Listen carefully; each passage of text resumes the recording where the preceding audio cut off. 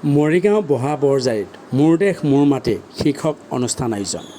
উপস্থিত তিৱা সাহিত্য পৰিষদ অসমৰ কাৰ্যবাহী সদস্য মিহিৰাম বৰদলৈ।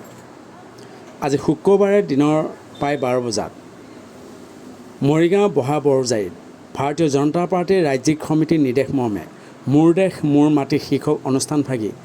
জাগিৰোড সমষ্টিৰ অন্তৰ্গত বহা বৰজাৰীত আয়োজিত কৰে। এই অনুষ্ঠানত উপস্থিত থাকে তিৱা সাহিত্য পৰিষদ অসমৰ কাৰ্যবাহী সদস্য মিহিৰাম বৰদলৈ, জাকি ভকতগাঁও মণ্ডল বিজেপিৰ সভানেত্ৰী মল্লিকা বৰদলৈ, সদস্য সঞ্জীৱ কুমাৰ ডেকা, জনসংখ্যা সমাধান ফাউণ্ডেশ্যনৰ যুৱ শক্তি সংগঠন মন্ত্ৰী দীপাংকৰ ডেকাৰ, এছ টি মৰ্চাৰ সাধাৰণ সম্পাদক টিকেন বাংঠাইৰ লগতে বহুকেইজন বিষয়ববীয়া। এই দৃশ্য মৰিগাঁও বহা বৰজাৰী।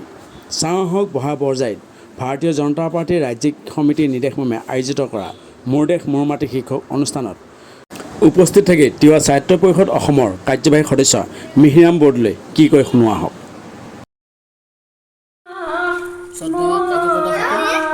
অসম চৰকাৰ আৰু কেন্দ্ৰীয় চৰকাৰৰ সবল নেতৃত্ব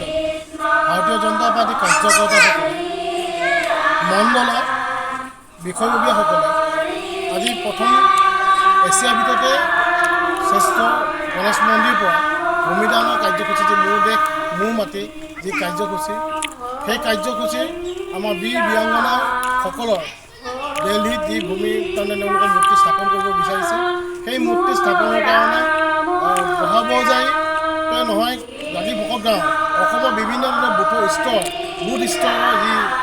নামঘৰ আছে, হৰি মন্দিৰ আছে, ধৰ্মীয় অনুষ্ঠান আছে, গুৰুসকলৰ পৰা ভূমি সংগ্ৰহ কৰি এই ভূমি আমি কাৰ্যসূচীত আমি যিটো আমি ভূমি সংগ্ৰহ কৰি আমি ৰাজ্যিকলৈ পঠিয়াম